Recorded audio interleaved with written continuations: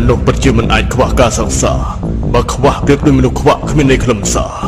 ដូចបាក់សីខ្វះបាក់សាដូចស៊ីមលូខ្វះស្លាដូចជាមនុស្សគ្មានគូរស់ដោយភាពឯកោដូចជាក្បត់ហើយទៅចោលស្ថិតនៅក្នុងភាពឈឺផ្សាដូចជាបងរស់គ្មានអូនពិតជាគ្មាននៃខ្លឹមសារដូចមានម៉ាក់ខ្វះប៉ាមានសាច់ឆ្កែខ្វះស្រាដូចជាឆាយឆាដូចស្នេហ៍ក្រាស់មិនហ៊ានសារភាពស្នេហាអាណាហ៊ានសារភាពបំម៉ែឲ្យគេកាយដូចខ្លាលោសារភាពទៅគេថាពួកឯងចាស់ហើយណាតើខ្ញុំធ្វើយ៉ាងមិនច្បាស់ជាមុខដូចស្វាឲ្យគេតន់ពេលនឹងច្បាស់ជាស្លីតាមខណ្ឌទេវ៉ា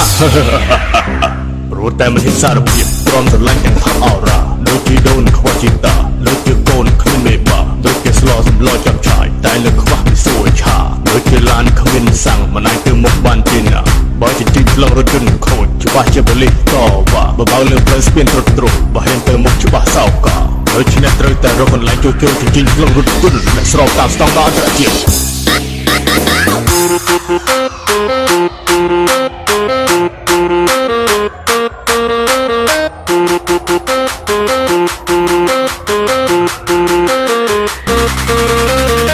My name Melody.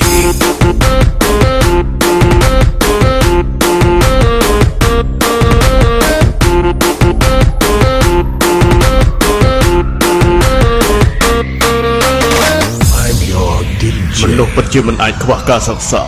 បើខ្វះប្រៀបដូចមនុស្សខ្វះគ្មាននៃខ្លឹមសារដូចបាក់សីខ្វះបាក់សា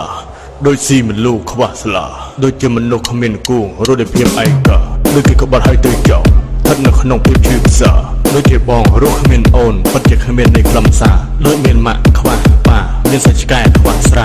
ដូចជាឆាយឆាដូចស្នេហ៍ក្រាស់មិនហ៊ានសារភាពស្នេហាណាហ៊ានសារភាពបំម៉ែឲ្យគេកាយដូចខ្លាលោសារភាពទៅគេថាពួកឯងចាស់ហើយណាតើខ្ញុំធ្វើយ៉ាងមិនច្បាស់ជាមុខដូចស្វាឲ្យគេតន់ពេលនឹងច្បាស់ជាស្លីតាមខណ្ឌទេវ៉ាព្រោះតែមិនហ៊ានសារភាពព្រមស្រឡាញ់ទាំងផាប់អរ៉ាដូចជាដូនខ្វះជីតាដូចជាកូនគ្មានមេបាដូចជាស្លោសម្លោចាប់ឆាយតែលើខ្វះពីសួរឆាដូចជាឡានគ្មានសាំងមិនអាចទៅមុខបានទេណាបើជាជីងថ្លឹងរថយន្តខូចច្បាស់ជាបលិសតវ៉ាបើលើផ្លូវស្ពានរត់ទ្រុបបើហ៊ានទៅមុខច្បាស់សោកដូច្នេះត្រូវតែរកកន្លែងជួសជុលជញ្ជីងថ្លឹងរថយន្តដែលស្របតាមស្តង់ដារអន្តរជាតិ My name Melody.